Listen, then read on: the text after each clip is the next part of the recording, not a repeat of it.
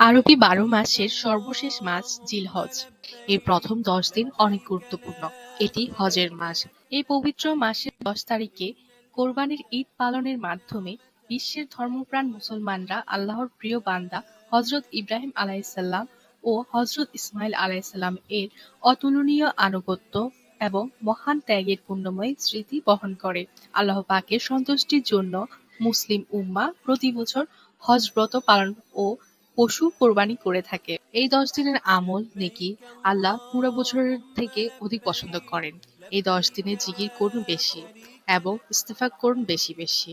সদকা করুন, কেননা এই ১০ দিনে করা আমল ও ইবাদত অনেক সওয়াব ও নেকি পাওয়া যায়। চেষ্টা করুন বেশি বেশি কোরআন তেলাওয়াত করতে এবং আরাফাতের দিন রোজা রাখুন। হযরত মুহাম্মদ সাল্লাল্লাহু আলাইহি ওয়াসাল্লাম বলেছেন, আরাফাতের দিন যে রোজা রাখবে তার ১ বছরের পিছনে ও ১ বছর আগের গুনাহ মাফ করা হবে।